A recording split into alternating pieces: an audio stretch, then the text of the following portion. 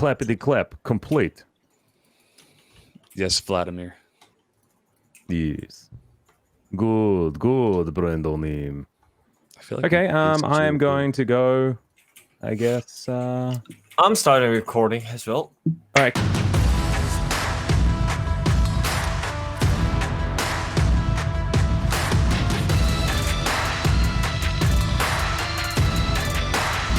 Welcome back, ladies and gentlemen, to yet another special episode of the Pog State. Yes, it wasn't just one. We are up to two. This is episode 17, technically, although we did end the series at 15. So these are bonus episodes, something like that. Not entirely sure. And because it's a bonus episode, we've included a bunch of people here as well. We've got the entire cast and crew from the LCK. Brennan Valdes, say hello. You are the LCK. Yeah, And so am I. Hello. Happy to be back. Wadid, how you doing, man?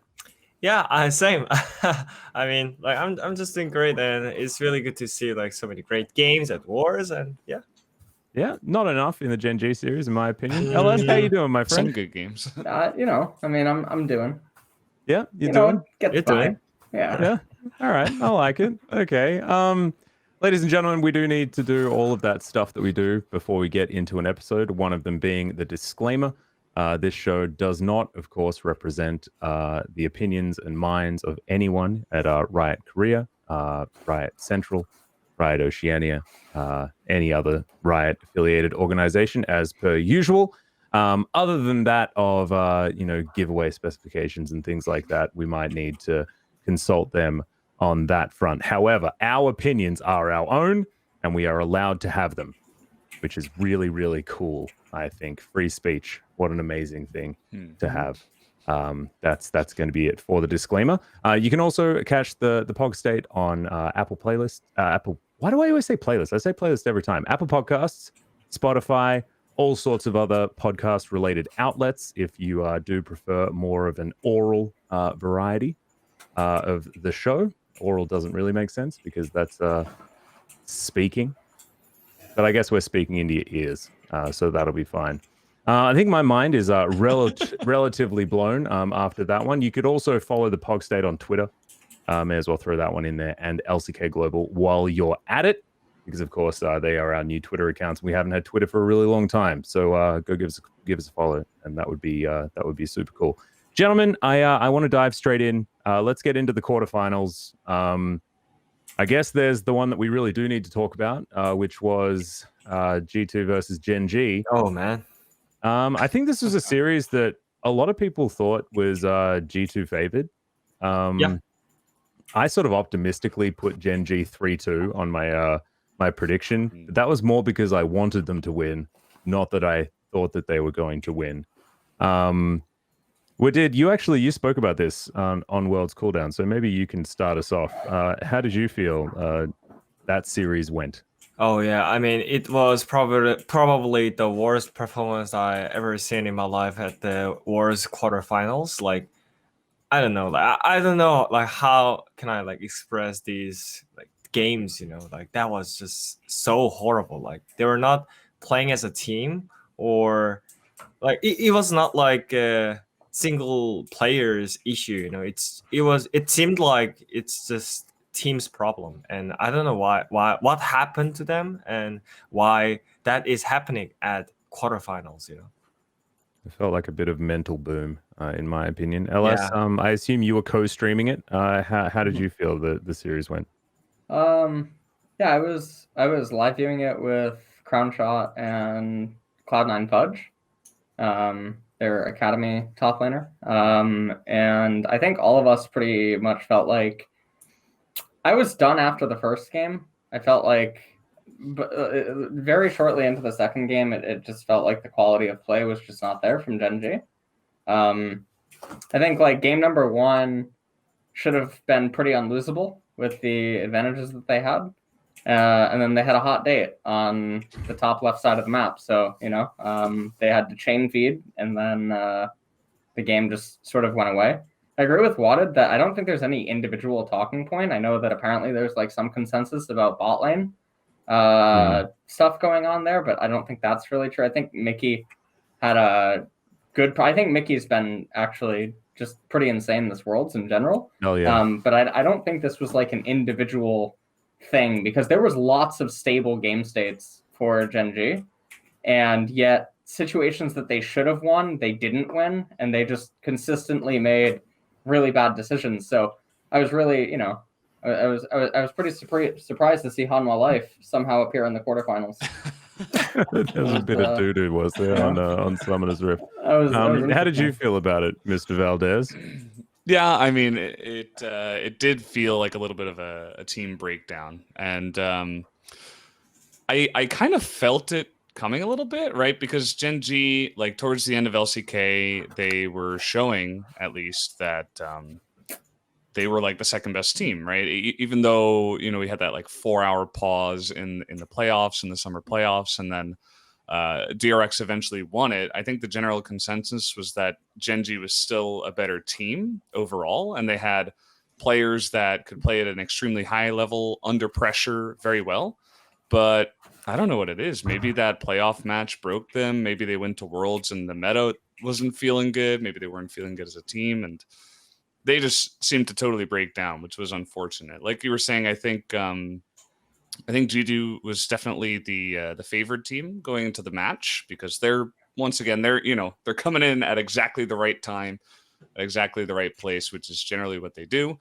Even though some of the games this year have been a little bit interesting from them, but yeah, they came to play. Gen G did not. I think just nobody really even was there on that series, so not much else to say, right? There wasn't really much competition because it was just kind of one-sided to G2. Yeah, I felt like it was an interesting series, because I felt like the game number one, it wasn't just the Gen G players that didn't know what they were doing. It was also the coaching staff, because giving away the draft that they did in game one, I think was absolutely obscene. Like, I don't think you should ever give away Camille Twisted Fate ever, but you pair that with a Nidalee as well, and like you've literally that's Exodia. Like, people have watched Yu-Gi-Oh before. We know how it's supposed to work. You put those 3 cards together and you win the game. People, and I saw that draft and I was just like, what game have they been playing? Are they on like the Genshin Impact hype train? Is that what they're doing? Like, haven't actually been looking at League of Legends? Like, because I just thought that was obscene, because they've been playing against teams that revel in that particular play style. BDD has been a very good Twisted Fate in the past. That should be something that they're gunning for, not something that they're just going to freely give away and then decide to lose all control of the game because Gen G play through bot side and they gave away the easiest roaming 1-3-1 comp ever. And what are you supposed to do? I don't know. It bothered me. And so like I was a little bit like LS, I saw like game one, and Gen G, despite the fact that they flubbed the draft, in my personal opinion, they were still able to get themselves advantages because they're good players. And ultimately, in the end, Caps was everywhere, and Ruler couldn't get the advantages that he needed to get, and he was Callista, and it got past 25 minutes, and they lost. I don't know. Yeah, I mean, I think their strategy, like coming into the draft, was also bad because, like, I mean, they know what they're good on. Like, just put on Ruler on the late game carry, and they can just have some like structure that they were used to, But randomly, like, it felt like they want to follow the meta, not like leading the meta themselves. Like, yes, we are the meta. We don't care about them. Like, we are Genji, like something like that. And I think that was kind of bordering the team. But at the same time, like they got the Camille and TF and Nidalee at the game 2 as well, right?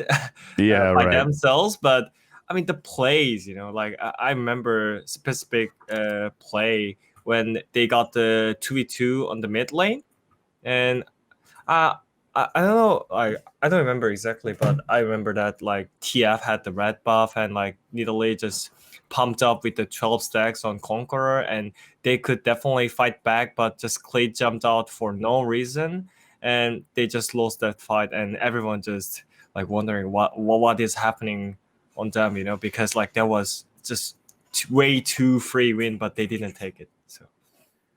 Yeah. LS, how did you feel about the draft at the beginning? Because you didn't really mention that when you were talking before. Game one. Yeah, game one. They had 3 winning lanes in game one. I mean, well, so, I'm kind of bothered by this. Unless they horribly misplay mid game, because they're blue side, right? So they're always in closer proximity to Baron later. They have 3 winning lanes, and then they have Lilia into Nidalee, who's the AP jungler that can, if she gets ahead of Nidalee, then it's really hard for Nidalee to recover. Evelyn and Karthus dynamic is a little bit different inside of the jungle, so I don't understand the draft thing. Volibear beats Camille, Azir beats Twisted Fate, and he can contain him. Lilia has freedom in the game, and then Taric Callista beat Jhin Pantheon. So like they had that going for them. They had a 2,000 gold lead, and then they just randomly had hot dates, and they just stepped up inside of the lane like 3 times in a row. So that's their first 3 deaths. And then they slowly just bleed, and then they get picked off to random Pantheon ults and Twisted Fate ults. Like that has nothing to do with the draft. I mean, it was just picking global into what Gen G were trying to do, which was definitely a bit more of an isolated style. That was more what I was talking about. Sure. I don't think the draft's why they lose at all. Though it's right. It's just the random mistakes to be made in the mid game that sort of threw it all away. Yeah, they were in a really winning game state. And then you know what the opponent's champions are going to do. And so if you know that they have multiple globals, then why are you so extended when you know that the opponents have to get ahead of you? Yeah, I mean, like those old mistakes shouldn't happen from World's quarterfinals team, by the way. Mm-hmm. Yeah, like, that was so basic, weird. by the way. And like that was so disappointing. Yeah. Yeah. And, you know, from group stage, I think there were some of the signs coming in. I don't know if you guys saw it, but you know, drafts be what they were. I think that Gen G could have played a lot better than they did in the group stage, but then they also didn't perform very well there. And then it kind of just bleeded over into quarters, and you can't play like that against G2. You're gonna get wrecked, and that's exactly what happened. So the weird thing about G2 is they ebb and flow as well. So it makes like evaluation kind of weird in some cases, right? Even G2 in Group A had some pretty weird games at some points. So I think like Gen G losing, I think, is fine. I think getting 3-0'd in the manner that they did, where the series looked over very quickly into game number 2, I think was the most problematic and concerning. I know that I wanted to turn the stream off even before the series was over because I was just bored with the games. And then that's when Crownshot and Fudge just offered to join. And so we ended up watching all 3 games. But that was a quarterfinal game where even if Gen G somehow miraculously comes back and wins, it didn't feel good watching it. It was the most lackluster quarterfinal that I recall in recent years. Yeah. And then imagine them going in the semis against Stalmon. It's like, no one. I actually feel like this is so much better for the tournament if that's how Gen G are planning on playing in these knockout stages, because that was it was pretty embarrassing. Because we're talking about all of the quarterfinals, we may as well go, because we're of course an LCK based podcast, we may as well talk about the other LCK one, as Dongshul tries to attack my shoulder. He's trying to get your attention, I think. Yeah, he really Can wants you please to pet me? he really wants me to skip talking about DRX. Yeah. Which is understandable. You were talking about this being the saddest series at Worlds so far. Well, LCK teams have been responsible for 2 of those so far. And Damwon definitely put DRX into the dumpster. Yeah. And they did so at the point where like DRX's mines weren't even in the series after, 3 minutes into game 2. It felt like they were just done. It was just over. Yeah, I mean, I think DRX and Gen G, both teams had the similar problem, like, I don't know, maybe the trust issue or like something different happened, because I mean, the normal DRX and Gen G's play style we were expecting like was not happening at Worlds games. So probably that's mainly because of the mentality, because we saw like how they react to the random situations in like big games. For example, Gen G in passes during the DRX games, they got the mental boom and they got the lost, right? And also DRX, when they come into really important game like finals or Worlds quarterfinals, like they always choke in a really bad way. So like, I mean, that just showed up again, and yeah, that's why everyone is disappointing on those two teams. And Yeah. LS, what was your opinion on the series? We of course casted it. Yeah, But we didn't really have too much of a discussion afterwards about how it made us feel, because we had to be a little bit censored as far as our personal feelings during that series. For me, it was difficult to cast personally. I felt like in game number 1, DRX barely did anything and then lost. Then I was like, oh, they're going to try a new draft now, and then they didn't for 2 games in a row, and it was over. And then we went home. And then Max cried and fell to sleep. Yeah. Even though an LCK Basically. team won anyway. Yeah. Mm-hmm. That series, I think I tried to encapsulate it by referencing like the Childish Gambino meme when he enters the apartment Yeah. holding the pizza. That was Chovy. Everything just fell on fire in the series. Like you pick, like even by game 3, I mean, we got to see something interesting come out, which was Vel'Koz, which is an answer to Orianna. Vel'Koz beats Orianna, Azir, etc. Orianna, Azir, Zoe. There's the next evolution, which is like Vel'Koz, Zera, the Ziggs, but we haven't seen it yet because those champions are just too hard to play in competitive, and they require a lot of coordination. So I think that was exciting to finally see Vel'Koz come out, especially if it's going to be piloted by one of the best players in the entire world. But unfortunately, the rest of his teammates had different plans, so they wanted to sink the ship like the Titanic.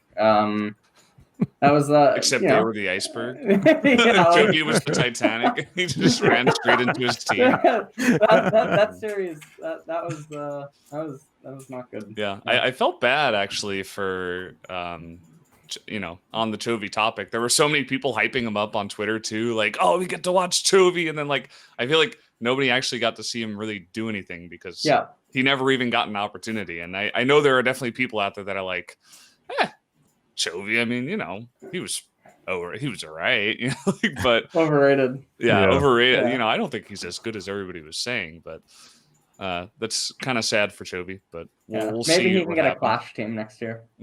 Hey, yeah, there we go.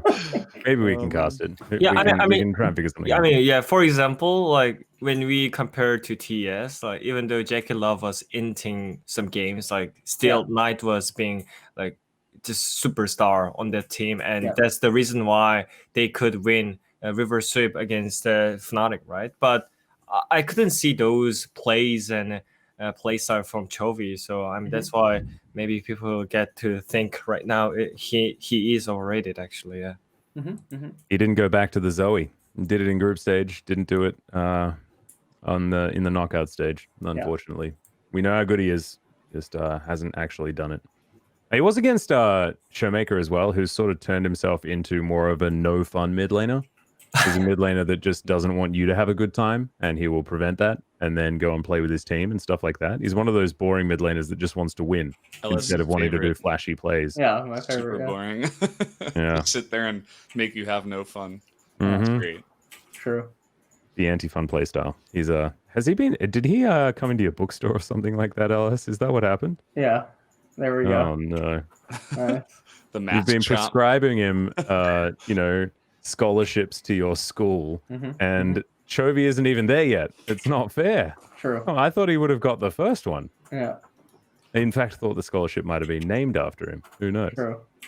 Well, next year maybe you could think about naming it. That could be a possibility. I do want to talk about TES though, because this was the first reverse sweep that we've ever had in World's history, which is super cool. We've seen reverse sweeps all over the place before this, but never to that particular level. And I thought that series was going to be a 3-0 and there was going to be no way that Fnatic would win a game. So after game 2, I was trying to rub the pie out of my eyes, and I think I managed to get it out by about like halfway through game 4. Okay. And then I was like, oh, hang on, wait a second. We're okay. You didn't need to throw that pie at me. It looks like they are coming back. And I guess in the end they did win 3-0. It was just after losing a best of 3, 0-2. Yeah. See? There you go. My prediction was right in the end, you know? I mean, Me too. Yeah. The last 3 games are the ones that count, right? Yeah. Surely it's how it's supposed to work. I don't know. Can't really argue that. I actually felt like it was pretty sad for Fnatic. I thought they were playing really well, especially through the bottom side. I did not expect Reckless to quite attack Jaculov in the way that he did, especially alongside a Hylissang that was just rolling heads over and over again.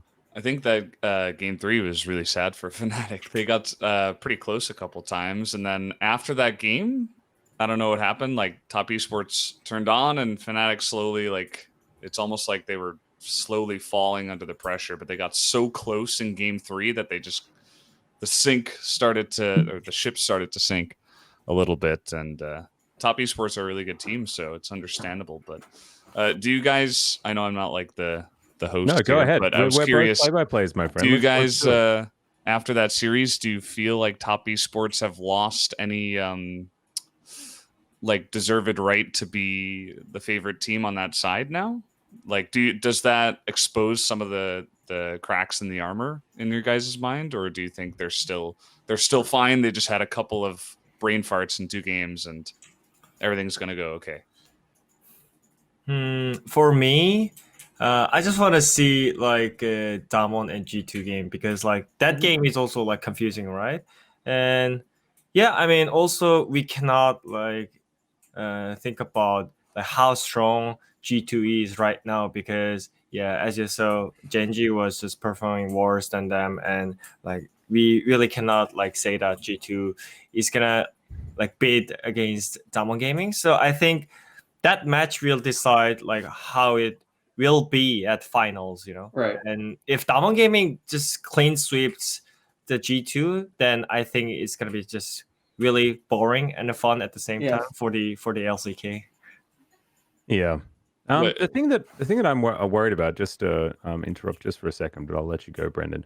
I just want to like the difference between the Fnatic TS series and even the JDG Suning series is the fact that the difference between our LCK teams and those 2 other quarterfinals matches is that those games had 2 teams that were trying to win. Mm-hmm. And the 2 LCK matches had one team that was winning and another team that had given up. Yeah. That's the thing that I like. That's the thing that makes it so hard to watch, right? That's the thing that's so disappointing, because we know the potential of these guys, but there's something like emotionally or mentally that's going wrong, that's not allowing them to perform to the level that we know that they're capable of. And that's what's really disappointing. Yeah, I mean, I 100% agree with that. Like, yeah, the one team was giving up, so we cannot like think about their performance, right? You know, so we cannot like compare it right now. Right. Yeah. And I wonder whether that's going to be bad for Damwon. Maybe they think that they're like super duper strong, but then they're going to come up against a G2 that's actually trying to win. And they're like, oh, hang on, that's not what we've experienced here at Worlds. That's only a scrim thing. And then things become a little bit more difficult. I'm not entirely sure. I do feel like coming out of the quarters, Damwon do look like the strongest. Sort of does make a bit of sense, although, you know, both them and G2 managed to get the 3-0s. Right. I think that it was much cleaner from Damwon. I think that there was no chance that DRX won at any point. So that makes it a bit scary. The G2 looked really, really good. Much better than I was expecting, to be perfectly honest. I thought that was going to be much closer. So it's rough. And I feel like nobody really answered my question. Yeah, sorry. What was your question again? Like if you guys thought that Top Esports have lost any like, have they gone down in tier in your mind at all because of the 2 games they dropped to Fnatic, or was it just Fnatic playing really well and Top Esports having a brain fart and they're just gonna be totally solid from here on out? Or if Top Esports have shown some weaknesses that you think can be exploited, taken advantage of? I don't think they've really moved down from. This Worlds has been kind of weird in and of itself, where a lot of games just feel like they snowball to a point where there's a bit of uncertainty of what's going to happen inside of the game, and then one team just wins when you don't expect it. I mean, we saw it a lot in groups. It kind of leaves like this really bitter feeling when watching groups and even quarters. I know that there's obviously, I just talked about this on another show recently, the whole thing about double elim and how it's not present. Yeah. And yet the whole idea about double elimination is that it helps you actually send the best team or whatnot, or it helps the best team win, because there are several teams in this tournament in Worlds right now that wouldn't be here if not for double elim. G2 climbed through the losers bracket twice in spring and summer. Mm-hmm. So if there's no double elimination, G2 is not at Worlds. That's one. TSM would not have been at Worlds if there wasn't double elimination. And yet at the most prestigious stage of the tournament, or the most prestigious tournament in the world for League of Legends, there's no double elimination. And it makes these like really wonky off games just feel really really weird, you know? Like it's Yeah. geez. You know? I mean, aren't we allowed to? Yeah, you can go ahead. It's fine. Yeah. If Ian doesn't like it, he My can take it filter out. dropped, you know? It's That's the beauty of it. I totally agree. Even if it means like extending the tournament, which I understand can have some big issues, right, for the tournament organizers, Riot, and setting everything up, especially this year with COVID and everything. But yeah, I mean, like there definitely should be double elimination. I think that there will be some teams that don't get to show their true potential because they get knocked out. Like some of the best teams in the regions had the course of an entire split to show that they were the best team, and not just one best of 5 or one best of 3 to have it decide their fate. And I think we should definitely have it. The other thing that's really weird about the format, right, is the complaints that we don't get to actually see regional fights as much as we should.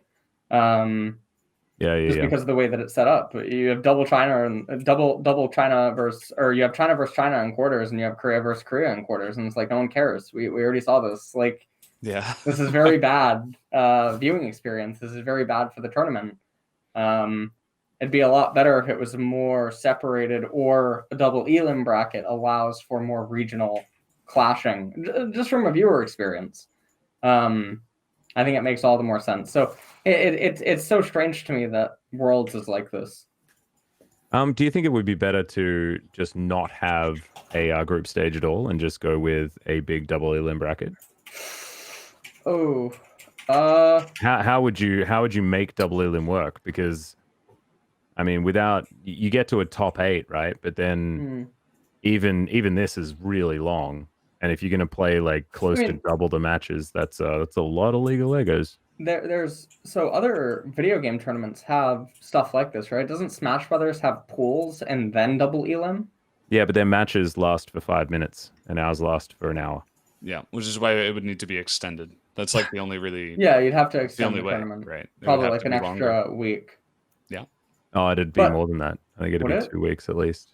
It's crazy long. I think you're right. I think it's a shame that the format of a game of League of Legends and a series of League of Legends doesn't necessarily give you too many options when it comes to double elim, because double elim, I agree, is just super good. It's just and then superior. you create so much cooler stories as well, with like someone fighting through a losers bracket. Right. Like I think we all watch some fighting games, and like that shit's the best, like when you got Daigo and he gets sent down to the losers bracket, comes back, wins the tournament. Just amazing. Yeah, that's the cool stuff. Like that's where the cool stories come from. But unfortunately, it's really hard to do. We saw it in NA and EU loser bracket. Yeah. Those are the best stories. But I guess Riot only allows losers bracket for Western regions. I guess so. I mean, us here in the LCK, we only have a losers bracket. We just run straight up. Yeah, that's it. Single elim. I guess you could call it a winners bracket, but yeah, it may as well be a losers bracket. It doesn't matter. I mean, maybe next year LCK will be changed because we get to franchise, right? So yeah, right. maybe might have a I Sure. might not get things wrong when it comes to side selection as well, because maybe we'll change that as well.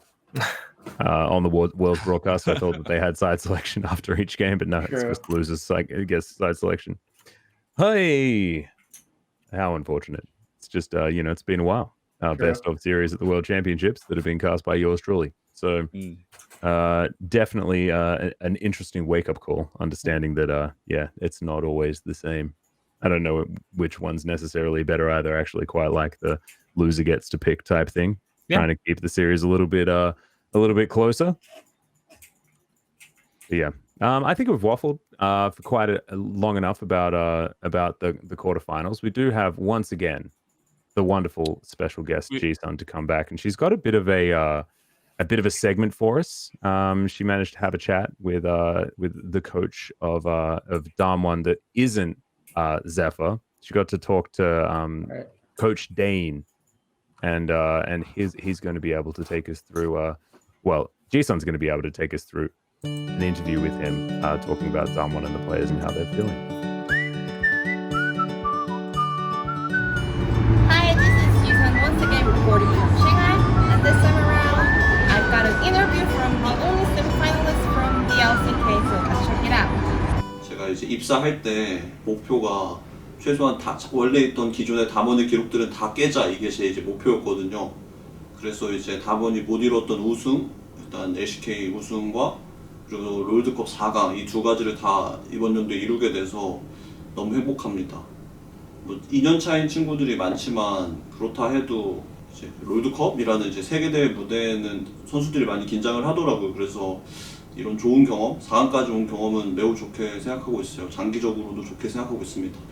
여담인데 저희 팀 베릴 선수가 되게 이제 G2의 엄청난 팬이었었어요. 그래서 이제 스크림 도중이나 이제 피드백 끝나거나 되게 여러 가지 자유로운 상황에서 G2 막 이런 뉘앙스로 되게 G2를 이제 찬양하는, 원래 그랬었거든요. 스프링 때 그 모습이 이제 못하게 했어요. 왜냐면 우리가 짱이다. 저는 그런 마인드거든요. 이제 앞으로 우리가 가는 길은 우리가 짱이다. 우리는 남들이 따라오지 못한 그리고 새로운 길을 갈 거다. 근데 G2 외치지 마라 하고 못 외치게 했거든요. 정말로. 근데도 하도 재밌게 얘기했어서 머릿속에 저도 이제 G2를 볼 때마다 그 억양이 기억이 나요. 이제 베리 선수가 G2 막 이래요. 정말 많이. 그래서 다들 복수하고 싶은 눈치예요. 그러니까 작년에 서력을 선수들이 되게 많이 이제 원해요. 그래서 G2 아주 목사발 내고 싶습니다.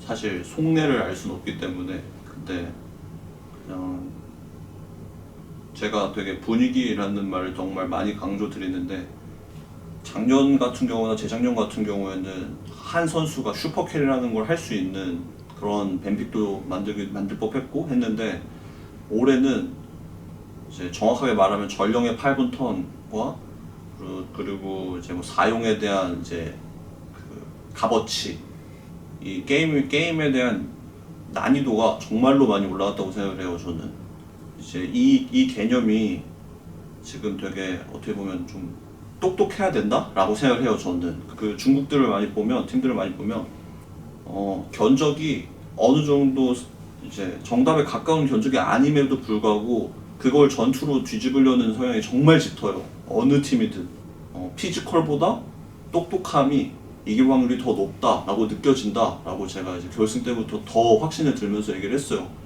사실 이 부분이 어찌 보면 학원이를 설득하는, 너구리 선수 설득하는 제일 중요한 부분이기도 했죠. 사실은.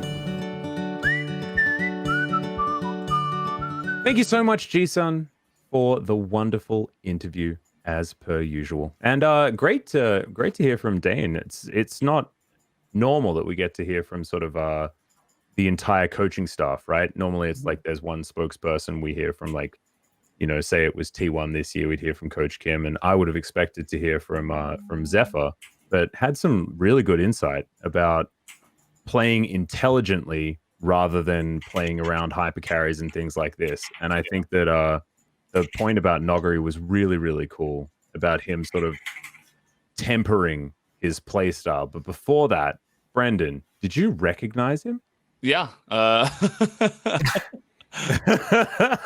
B player, $4 OK. $4. Back in the Okay. day. What? From the original OP Gaming squad, Greatest I- name. which was I don't know who they got sponsored by. I think they might have actually even no, Gen G was a different squad. I Yeah. used to cast good old $4 OK Wait, back in the wait, day. I wait. used to play with some really famous players. His actually. gamer tag is $4. Okay, Yeah, that's Yeah, his $4 game. okay. that is crazy. Yeah, he was on a team with Suck and Sexy Fail. Nice. These are some really. Big.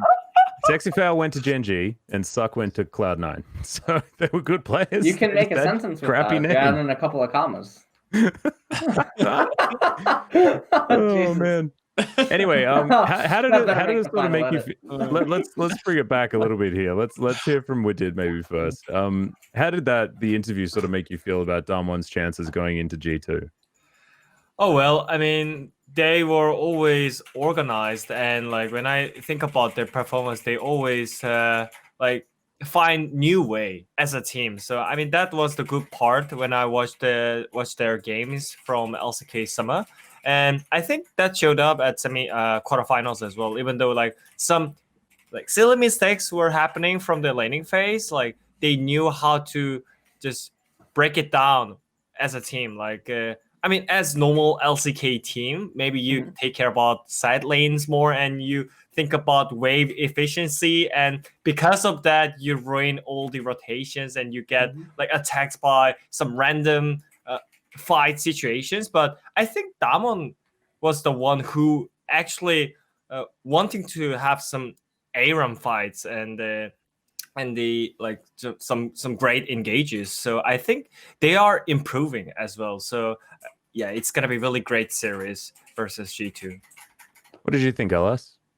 I mean, I feel like as long as Dom is, see, this is kind of weird, right? Because Gen G showed up and looked like an entirely different entity. But as long as Damwon continue to play as themselves, then I think that everything's probably fine for them in the series. And then obviously G2 has volatility in their own gameplay, so it'll be interesting. The semifinal is interesting because I feel like both of these two teams can actually win versus the other side of the bracket too, and so there's a potential argument that like much like season 6 between Rox versus SKT, that this could just be perceived almost like the finals in a way. I mean, obviously TS should not ever be counted out. I think that coming into the tournament, TS and Damwon were slated as the tournament favorites. And fortunately, the bracket run has potentially allowed that to take place. Yeah. I actually think it's really interesting because I think based on how the G2 series with Damwon goes and how an eventual series goes in the final will determine which was the actual final, which one of those series is actually going to be the most close. I don't want to talk about the other side. Talking about, top versus Suning, because it wasn't going to be Suning. We just skipped over that final entirely, mainly because the others were a little bit more interesting, I guess, for an LCK viewer and I guess a global viewer. Yeah. But China versus China, a little bit sad, but so was our semifinal between DRX and Damwon. And I felt like Suning in that series didn't even necessarily look like the best team. It was just JDG being super arrogant in the way that they were playing and throwing things away on multiple occasions.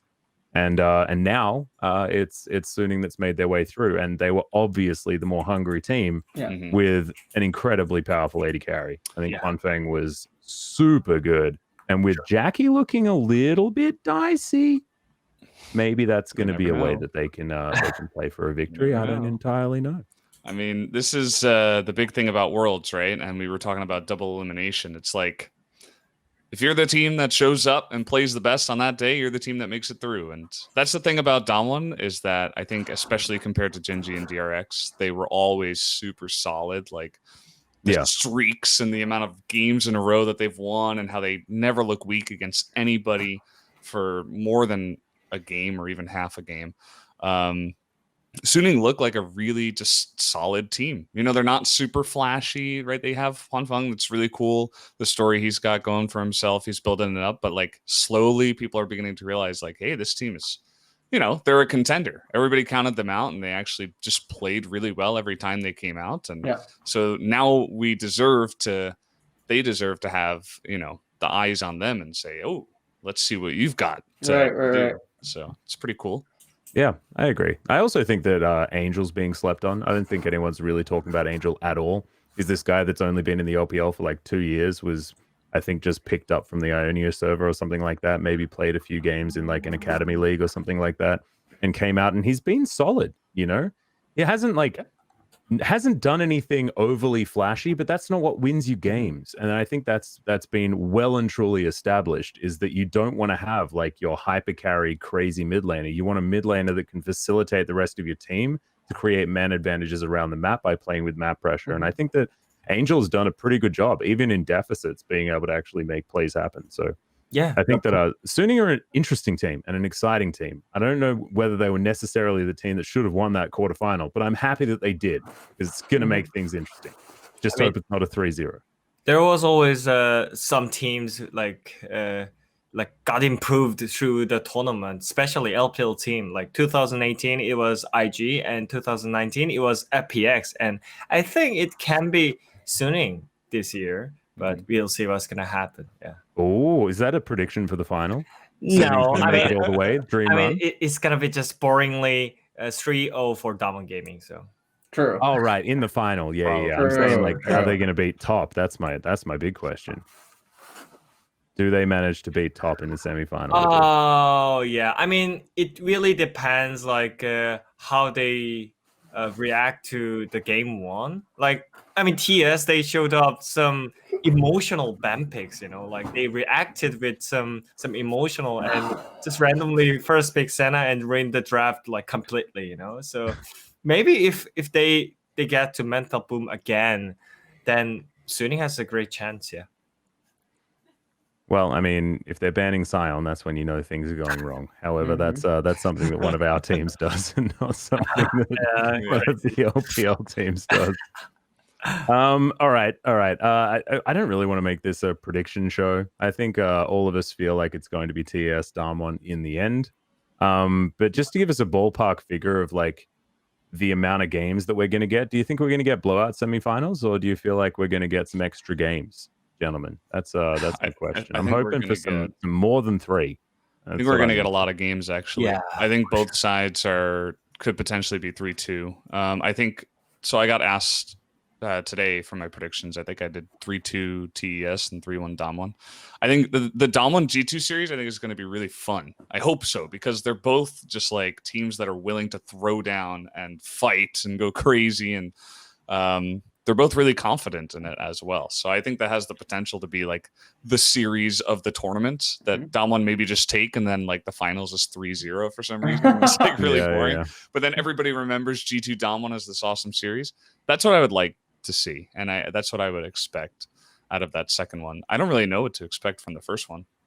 I think 3-2, but who knows? Who's going to show up on that day?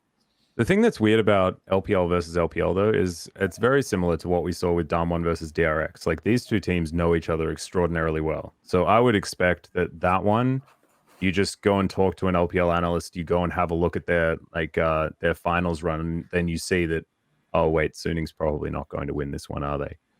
Because even though, I guess, JDG versus Suning is not what we expected, and that was interregional. However, I still thought that it should have probably gone the correct way. It just didn't. So maybe that's going to be an easier prediction. I think what you're talking about with Damwon versus G2 is 100% on the money, though, Valdes. I think that's going to be super hype. Yeah, I mean, it's gonna be the best series in World's history. Who knows? Because I mean, could be. I feel like G2 is LEC's Damwon Gaming, and Damwon Gaming is LCK's G2. So I mean, it's gonna be really crazy, man. Yeah, it's funny because wasn't it Humble Life that was being described as the G2 of the LCK, we don't talk about like that at the team, beginning of the year? Isn't that a thing that was happening? No. Like they wanted to be G2.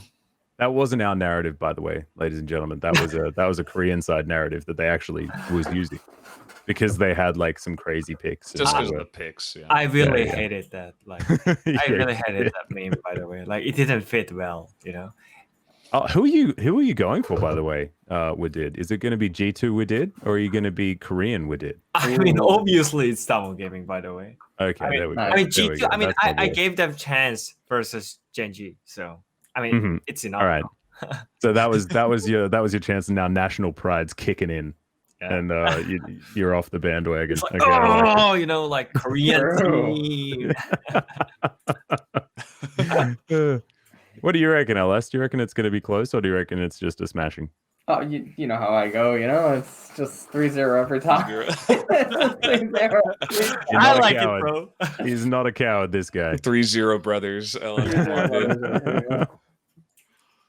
That 3-0 G2 then, I guess. LS. That's where you're going.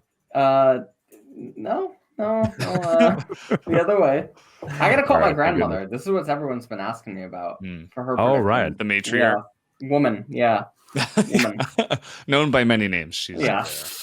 yeah. We gotta figure out what she's. I called her when Fnatic was up 2-0, and then she predicted Fnatic to win. So, you know, then There you go. then TS came back with really rough.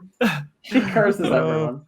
That's a huge yikes. Yeah. Oh, before we get off the topic of Damwon, I do want to address the Beryl G2 fan situation. Oh, I didn't know about this. Apparently, he's just like the biggest fan of G2 ever, according to Dae-in, and like they they don't want him to think that they're a good team because they want to have like the winner's attitude. I just think that's really cute. Mhm. Has he spoken to you, Wadid, about getting some like G2 merch or anything like that? Have you spoken to Beryl?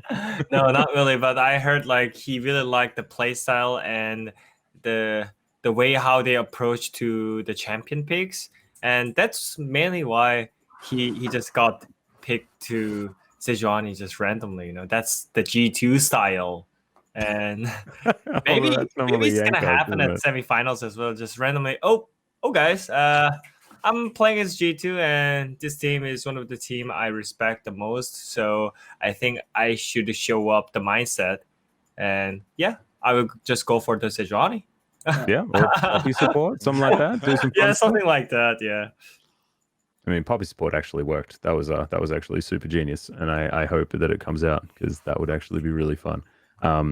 However, I don't know whether we can speculate on champion picks. I just think it's adorable that we've got Beryl, the G2 fan, and he did mention wanting to get revenge as well. I feel like that has been a very common thread between Korean teams versus G2. I don't know whether we're going to be able to live it down if Damwon loses, guys. We've already been in a situation Yeah. like this before. That would be really sad. Yeah. And, I didn't we- even consider that. Like, Yeah. I didn't even Right. think about that as a possibility. No, I don't think that's gonna happen. I don't think we need to worry about it. Yeah, right? I don't need to think about it. I don't think Yeah, that's I gonna think we're happen, right? Yeah. It's Yeah, one impossible. of these ones. Oh god. I hope. All right. Well, I think that's enough prediction conversation.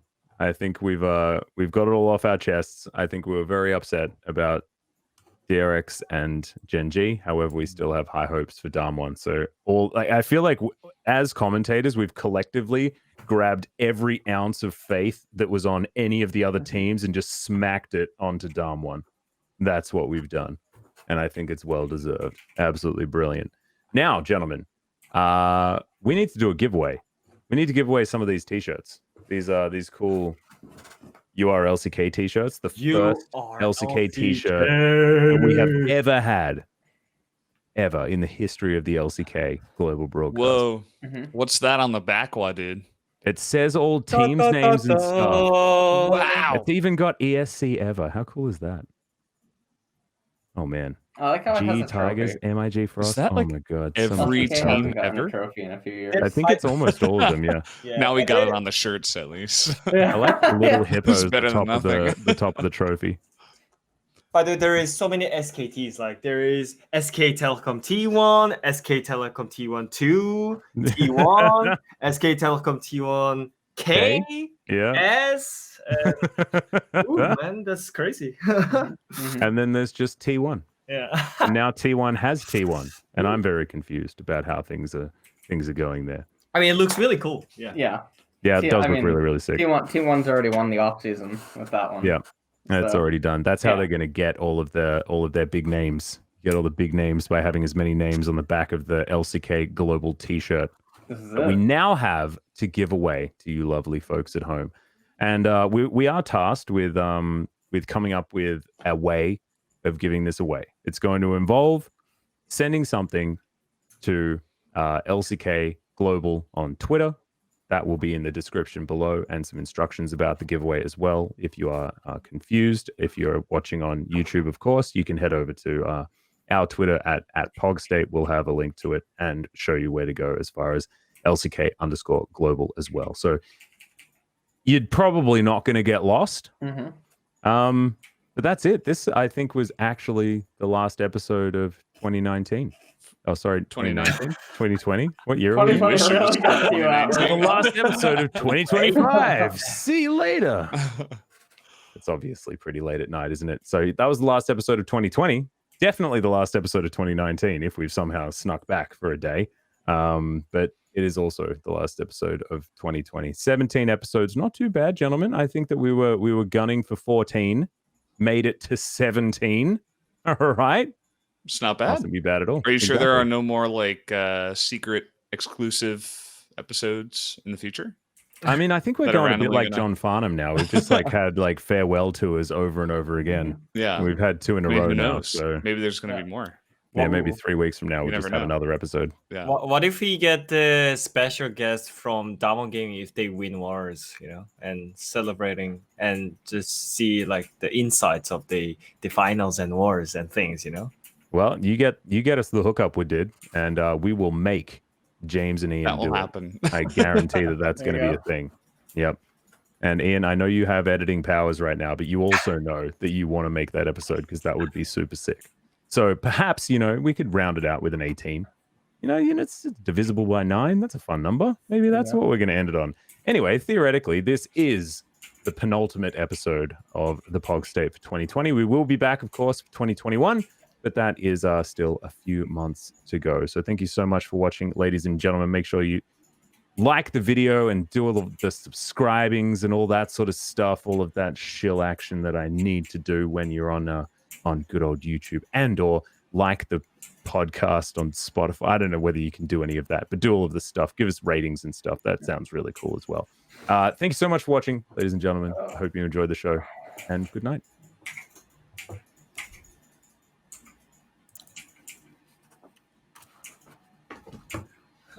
Nice. That was nice. There you go.